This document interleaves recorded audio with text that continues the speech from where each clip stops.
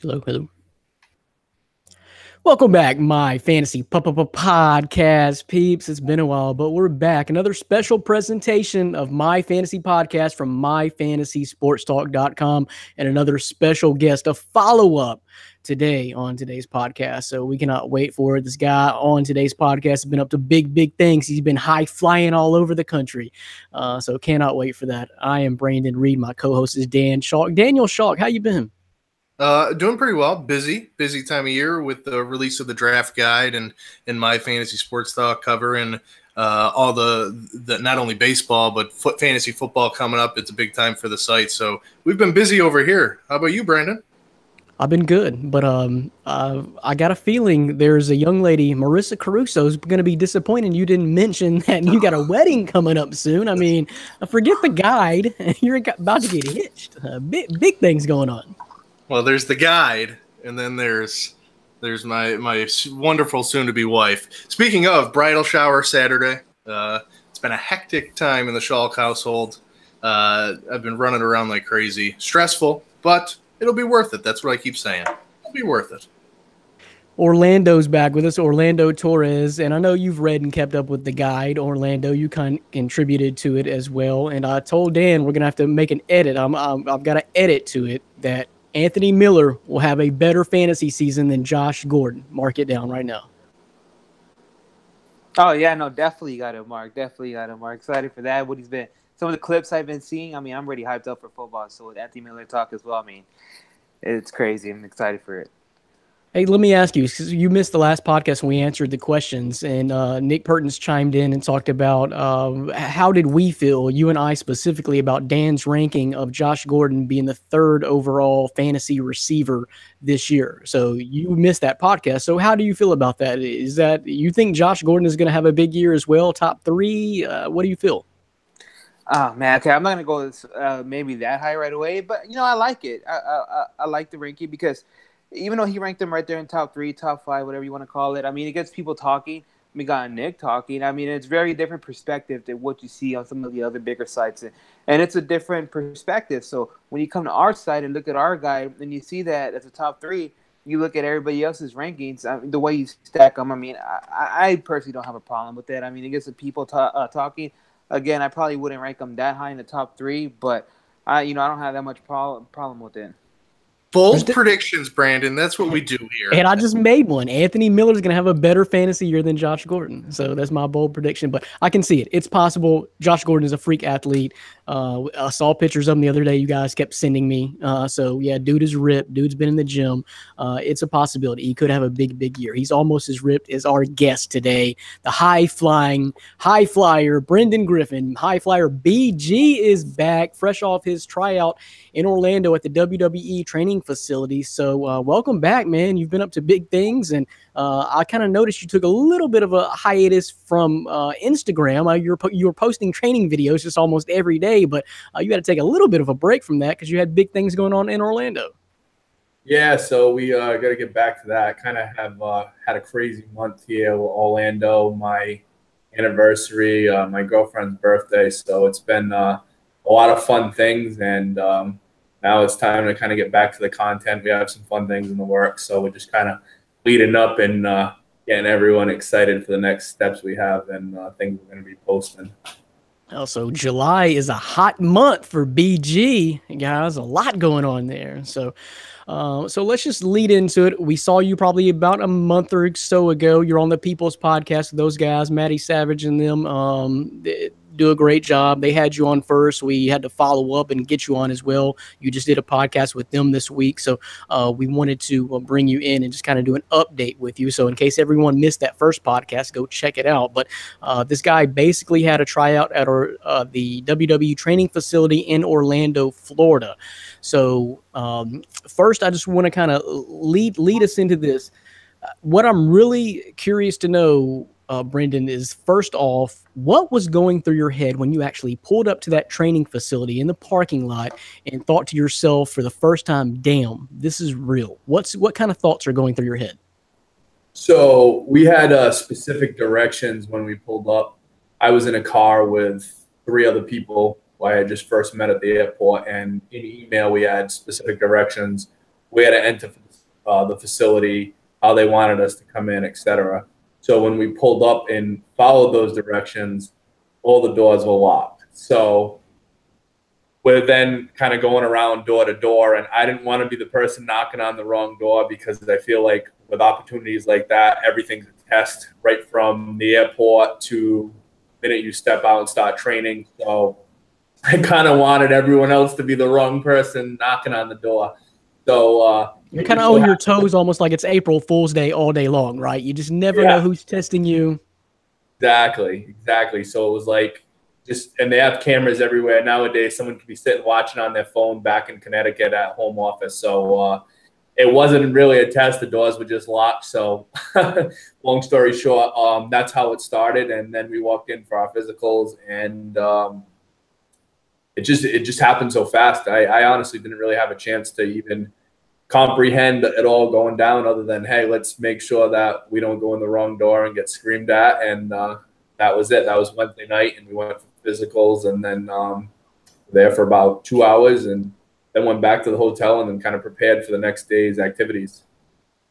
So that lets me know right there you're a calm, cool cat, because if you got that about you, and I'm sure that kind of extends from your playing sports and your athletic career as well, kind of like when you're on the field, you ain't got time to think about it. You ain't got time to be nervous. You don't have time to overthink things. You're just in the moment, and you're trying to do your best every single moment, even if that just means just getting in the door at the training facility. So I understand that. But so what was your impression of the training facility itself? I've got to think WWE goes all out, state-of-the-art facility. Just overall, what was your impressions when you pulled up and actually got to view everything?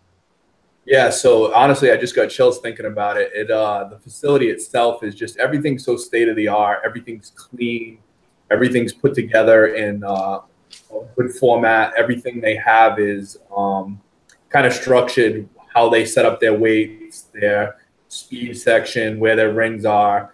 It's just not like a gym, like a high school or a college gym, where it's just kind of like thrown together. It's, it's really state of the art. It's a professional facility. So that was awesome. Kind of thinking like, wow, imagine training here every day. I train in a nice facility now, but it's different going to any type of professional sports team or organization like that. So that was, first part was like, wow, I wish I was here every day training. So it's got to be world-class type of state-of-the-art, like if you were to play for the Yankees or, a world-class organization, because that's what WWE is basically. They're a world-class professional sports organization. So I imagine it's definitely top-notch and a little bit breathtaking and just beautiful to see everything like that. And I know you were impressed, and as long as you weren't intimidated and jumped right in there. But I also want to ask, so you were there, this went on for a total of what, 4 days? You were there 4 days? So Wednesday we had physicals, so that wasn't really a training day. That was kind of more or less a meet and greet. Then Wednesday was training, Thursday training. Wednesday meet and greet, Thursday training, Friday training, Saturday half day, and then back on an airplane back to Providence, Rhode Island. So it was fast. I should call it 4 days, because in full travel and all that, it worked out to be 4 days. Okay, so give me the itinerary for kind of each day. Just briefly kind of go through your day. You said you start out with physicals, meet and greet on Wednesday, then you had training day, half training day. So what was the daily itinerary like for those 3.5 days or so? So the training was from 8 to 5-ish. There was a 2-hour break, like an hour for lunch, and then they had another hour break in between, where they just kind of broke it up so people could get change of clothes if they needed, or go get protein shakes or whatever they needed. Those intense days, so they gave people opportunities to kind of go out and grab what they needed to get back.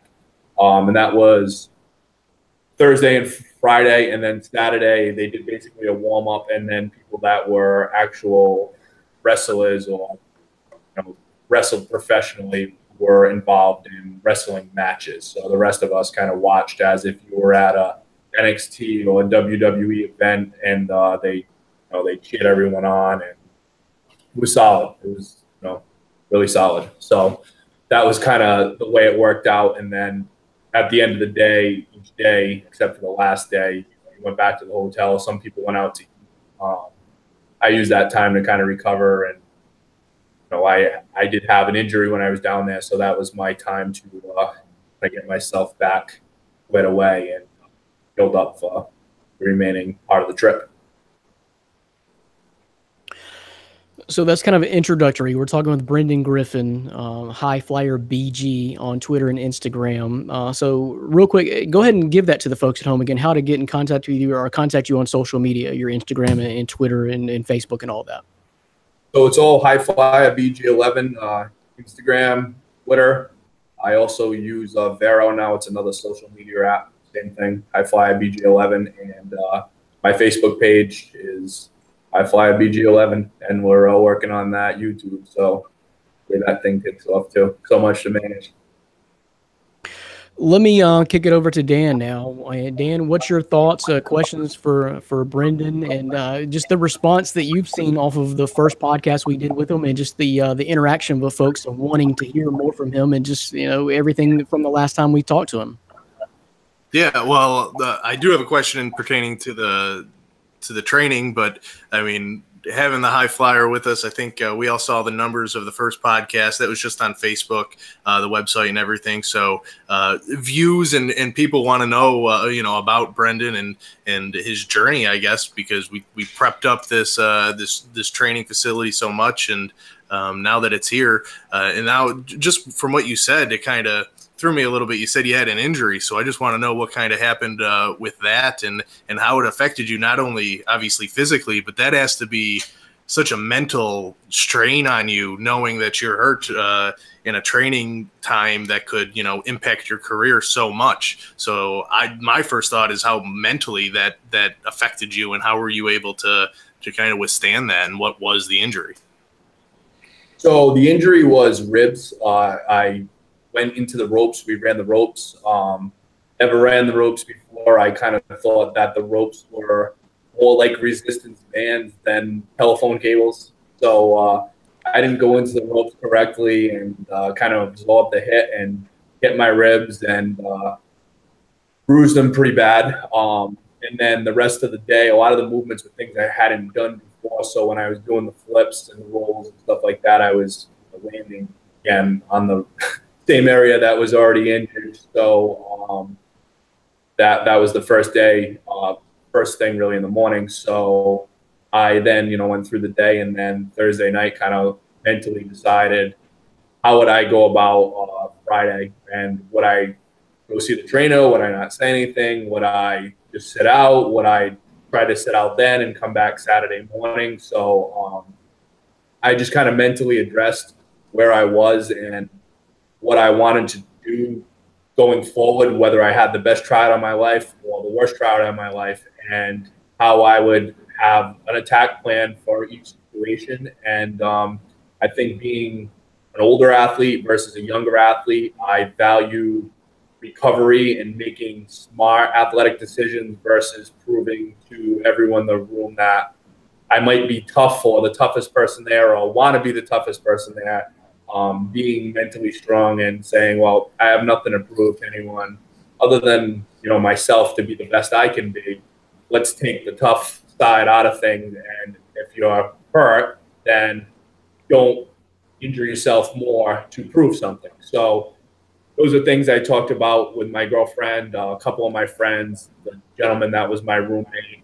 And I decided that in the morning I would speak to the trainer. And if they told me to sit out, then I'd sit out and I'd ice it. And if that was what held me back this tryout, then I'd take what I learned, apply it like a business, and figure out how to scale it up going forward, whether it's going back on training locally, which I'm doing now, to relearn the movements and be better at that, and stay in front of the people that I met at WWE and make the best out of the situation, right? Because you only can handle the cards that you dealt. You can't recreate the stack. So that's the way I looked at it. And I was pretty happy with my decision. And that's how I went about it. So, I don't really look back and say, oh, well, what if this happened or that happened? I think the whole trip was a success. And I see future opportunity, and some things have already transpired. So I have no regrets, and I think it was a good decision. That's a delicate line, a fine line to walk when you have some sort of injury like that in a training or a tryout session. You really see that. I think I usually see that. I watch Hard Knocks, the training camp that's on HBO, the NFL training camp every single year, and that usually happens to one or more athletes. You get a little bit of an injury, but if you sit out, that means you're probably going to be cut or moved on down the line. So you have to try to stick it out if you can, but you don't want to risk serious injury. And so it happens. I think it's even happened when WWE had the Tough Enough series, so things like that happen. That's a real delicate fine line you have to walk there. Orlando, what's on your mind for BG? All right. So if you encountered somebody kind of like the same mindset you have going forward, saying in the same place, going to a performance center like that, what would be advice you would give someone, someone going into that to, help them, give them a better mindset of what to expect? So it depends. If it's an athlete, let's say they're a football player, I would go out and find a local wrestling school and really focus on learning the roles and running the ropes. It's definitely different than taking a football hit with gear on. Just those skills alone will be a tremendous help. And if you're a wrestler, then just really practice running the ropes for 2, 3, 4 minute times without stopping and really getting your cardio up. One thing that for me, my cardio was in a good place where I wasn't, I was winded, but I wasn't sucking, for air. It was just a matter of not knowing the movements, and the movements being so new to me that potentially injuring myself from not actually knowing, the steps and, where to place my body correctly. So I think that's, most solid advice I could give to any athlete trying to prepare for the WWE. And the other thing is they bring people back second, third, fourth. Some guys are there for their fifth time. So it's like anything else. It's networking. Once you're in the door, it's your chance to party. However you want to party and go about that party is, it's up to you. So keep good relationships, make good contacts, stay in front of the people, show the people you want it, and come up with a plan for yourself. Not everyone's going to be The Rock. Not everyone's going to be John Cena. But there are a lot of guys that they'll bring in for special acts, and you grow your social media and grow your presence and want to take those opportunities, then, the opportunities will be there. WWE is growing at a rapid pace. They're in Japan. They're in other countries. NXT is super hot. They're doing their first ever women's pay-per-view. So this is the time that they're really at it. So take that advice and find your place. And so, if I'm not mistaken, this was your first taste of wrestling, period, ever, right? First time you had ever been in a wrestling ring or tried to, run the ropes or anything like that. Yeah, I mean, I did it on my trampoline, but who didn't? I mean, that's fake right there. That's so fake. So yeah, absolutely, first time I've ever done any of those moves.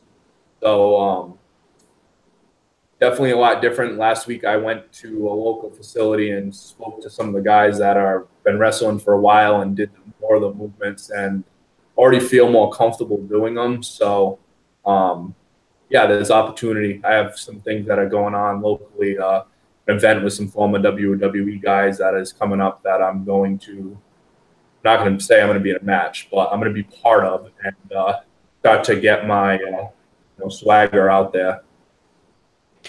So I listened to the People's Podcast and already knew the answer to this, but let me hear your response and your chuckle a little bit. Is wrestling fake? Yeah, I guess that's a 2 yes and no. So there's acting involved, and it's really good acting, but hitting the ropes, not fake. When they do use chairs and stuff like that, they hit people. The tables are real. They're not, as some people said, they're just cardboard. No, that's not the case. The ring moves a lot because the guys weigh a lot. So there's a lot to it. It's not UFC. I mean, it's not Conor McGregor out there blasting people with elbows and knees, but there's an element to it that's super real. Concussions are real. Guys get concussions. So For those people that think that, oh, let me just jump in the ring and act it out, there's a lot that goes into it. Just knowing how to execute a match, working with a partner, and having partner chemistry is something that's hard. You know, you've got to be able to get along. You've got to be able to be humble and take the fall and not always win. So a lot goes into it. That's why wrestlers like The Rock became great actors, because they had super training and focus and discipline, and it worked out well for them. So I think there's a lot of life lessons that can be learned from just trying wrestling once. And I suggest if young kids are interested in high school, go to a practice, see if it's for you. It might translate well into other sports. So let me ask you this, and you also kind of touched on it at the beginning, as far as just your initial, invitation in getting to the parking lot and even trying to get in the door, as you were talking about, with cameras everywhere. So let me ask you this: was there pressure for you to try to execute flawlessly in everything you did, because you knew there were critical eyes watching in every single thing you did, even from probably the way you entered a ring? So did you feel a little bit of that, or were you, again, just in the moment, you just weren't even thinking about that? So that's a great question. I think, yeah, absolutely.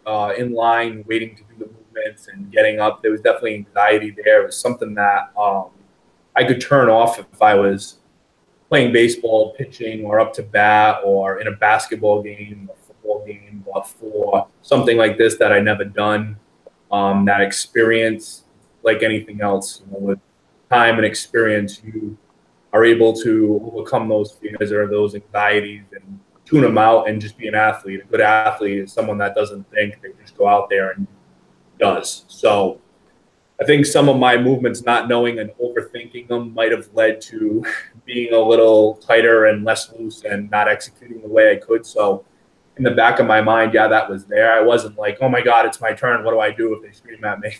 But it's just one of those thought processes in your brain that's there and might slightly limit you from being the best that you can. I think anyone has that, though, in any sport. It's just over time you overcome it and work with it and kind of know that it's there. And when you know it's there in other sports and you've experienced it, it's kind of a good thing, because you know you're in the moment. Yep, definitely. Orlando, you got something else for BG? Not at the moment. I just overwhelmed, huh? Orlando's overwhelmed even hearing about all this experience. It really is, though. I mean, hearing about everything, I mean, you know, him painting us what he went through, you know, it kind of puts you in the mindset of what he went through, and like, you know, how, you know, you're excited to be there, but at the same time, you're just trying not to mess up, because, I mean, even though he says, you know, they call a lot of people back for second, third, fourth, fifth times, like, you really do want to shine in that first opportunity that you get. I was talking to Orlando before he went on air, and he's like, man, I'm still going to pursue my dream of doing this wrestling thing. And I think BG has just talked him straight up out of that. So those ropes hurt. I thought those tables were cut in half already. No, I'm just kidding. So no matter what, if it's about how you take your opportunity and look at it and grow from there. It's not about at that moment being the best or the worst or just okay. I think that, just like I talked to some of the people at the tryout, it wasn't a competition with the 45 people there. It was a competition with yourself, and what are you going to come out of it, and what are you going to learn from about yourself, about the sport, about life, and then apply it going forward. So there will be opportunities for people in life, whether it's something like WWE or not, that might not be the best at, but you could learn a lot from it. And what you take out of that and those people that you're around during that event is potentially life-changing in some areas. And I think that was your expectations when we talked to you a month ago going into it. That nothing more, nothing less. Maybe to just learn from the process. So I think you had the right mindset going into it and the right attitude. And we'll see where it goes. It's not over. It's not over. So something else I'm curious about, though, that when you mentioned your wrestlers and athletes both trying out, and you kind of mentioned that maybe you were one of the more older athletes, but what do you think was the average age of guys at the training facility trying out and pursuing this dream? So when I say older athlete, I don't want to be considered old. No, but there was guys that were 37 years old. There was guys that were 23, 25. I'd say the average age would be 27, 28. Oh, so you're But right in that sweet spot then. yeah, and there was girls there too, around my age. I think when I say older though, at 23 years old or 18 or 25, I would have gone out there and flipped till I broke my neck. And being someone that doesn't know what they're doing as an athlete and going out there and trying to be tough or prove a point is not a smart athlete. That's someone that's could potentially injure themselves, injure someone else, and it doesn't bring good energy and good light to what you're trying to accomplish. So I think, you know, growing older in anything, you kind of value what you're going through and try to look at the why. Why am I here? Why am I doing this? What do I want to do with this? And is it worth it to me for my future? And then you decide from there what your plan is. So that's really why I say older athlete. I think just kind of experiencing things and training myself a little differently, thinking about my body and thinking about my mind and future and strategic business moves in sports and training. That's where I came up with, I'm not going to go out there and flip till I break my neck or, you know, my ribs collapse. That's it. Just trying to think smarter and, you know, work smarter, not harder.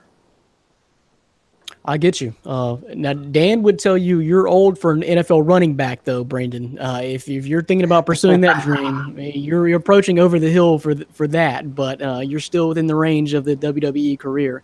But I get you because I'm kind of one that lived like that as well. I didn't go to college straight out of high school. I was kind of in my early to mid 20s before I even really full-time went to college, and I think I appreciated it more just because I was older, more mature, and ready to take on, first of all, the financial burden, but take it more seriously and maybe knew, mentally what my interests are, what would I like to pursue as a actual career. So I get you there. I completely understand that. Dan, you got any other questions for BG?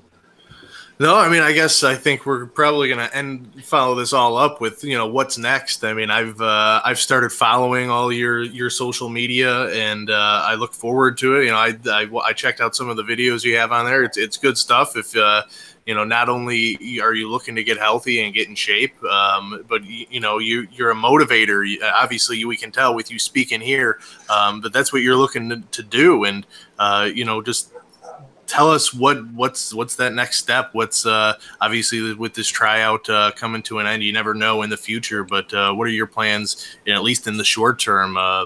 What goals do you have? And let me throw in also to that, tell us about the top rope experience I heard you talking about with the People's Podcast guys and that. Yeah, so I'm going to work out with Top Rope. They brought a lot of guys to WWE, and they're like indie scene wrestling. They're doing something with guys in Rhode Island next month. That's what I mentioned, that I'm going to go meet some of the guys, and a couple of the people that were wrestlers at my WWE experience will be actually down there wrestling. So I'm going to work out with them. I just got reached out by a semi-pro football team in the last couple of weeks that trying to get me to come play tight end. So we'll see where that is. I'm just going to keep training hard. Obviously, keep posting on social. See if I get a call back from WWE right now. Stay in their face. Stay just grinding and keep potentially getting more and more opportunities, growing my social, getting out there, trying to motivate people, teach people about health, nutrition, positive thinking, ways to excel in life, social media, whatever that they're trying to pursue in their life, and do it all with happiness. Try to be happy and enjoy the moment and enjoy what you're doing, right? Because if you like what you're doing, that positive energy rubs off wherever you go. So I left WWE. I got on the plane. I had nothing but good energy. Nothing bothered me. So try to get people to find those things that they really love doing and kind of think outside the box and just keep grinding. I think that's really the name of the game. And when you push hard and you have that good energy and you surround yourself with people that are motivated and people like yourself that stay in contact and bring up opportunities, good things happen for everyone. So that's kind of how I look at it, and I'm just going to keep pushing the best that I can. And one last thing, I heard you talking about on the People's Podcast. I want to give you another opportunity just to give some shout outs and thanks to some people that you spent time with at the WWE Training Facility. So I don't mean to put you on the spot. I know you don't maybe not have your list there and can't include everybody, but just the names off the top of your head. Just who do you want to give thanks to, from your experience at the WWE Training Facility? So number one, I want to give a shout out to a friend of mine that I made down there. He played football at the University of Miami. He was someone that really inspired me right off the get-go. When he did his promo, talked about when he was a kid, he was one of the faces on TV asking for $1 a day to come to America. So he was, overseas in another country, and that was someone that I looked at and said, wow, he made something with his life. He went and played. He played in the NFL. He played in college. He's now here. So his name's Sonny O. Another kid, Ricardo, I met. He played football at Michigan. Was a tight end, doing some cool things. Another inspirational guy, Chelsea Green. She's out in indie scene. She was on Tough Enough. She will be definitely a WWE star. Who else? I'm trying to think. There was so many people I had on that list. Who else should I? All the people at the training facility, definitely the people that helped me get in and got my opportunity. People locally and people at Top Rope, my girlfriend, my family, my friends, everyone that's always supported me.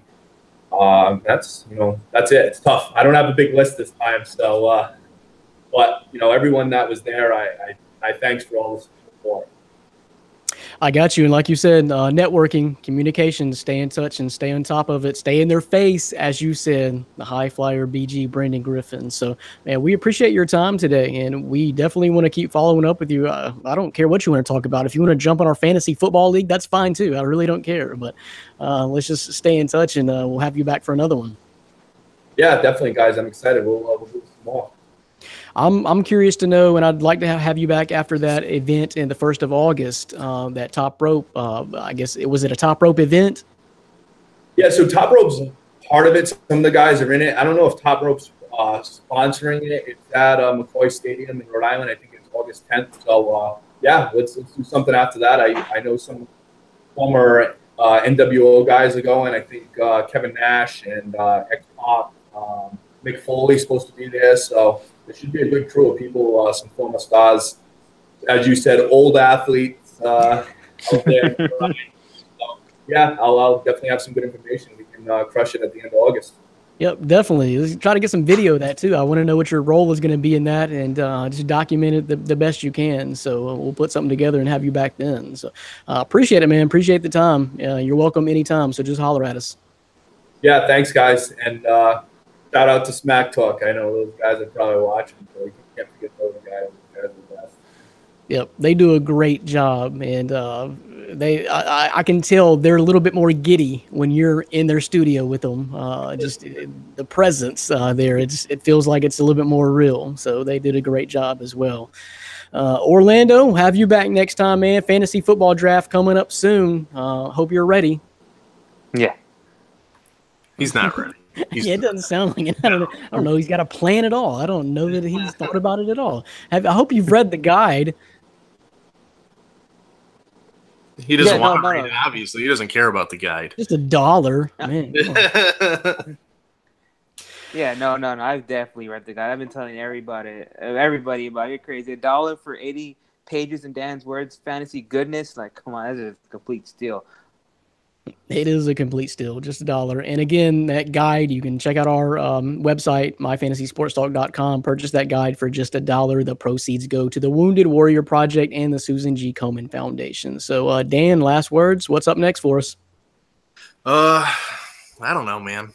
I don't know. It's busy. We're just gonna keep doing what we're doing. Visit the site, fantasy football, baseball. I guess the next show we're probably gonna have the Pertons on. We'll talk some fantasy baseball smack because they're beating both of us. So Orlando's just way back there. I think he forgot it's still going on baseball season. So started out like 6-0, then crazy. I'm watching my players drop like flies right now. Everybody going to the DL. It's ridiculous. I know what that's like. So, fantasy football coming up. Check out the guide, myfantasysportstalk.com. And thanks for joining us for another My Fantasy podcast. Thanks for Brendan Griffin, HighFlyer BG11. Check him out Instagram and Twitter and see what he's going to be up to next. Could be in that WWE ring real soon. So, appreciate it, guys. For Orlando Torres, Dan Chalk, I'm Brandon Reed. Till next time. Later. Peace.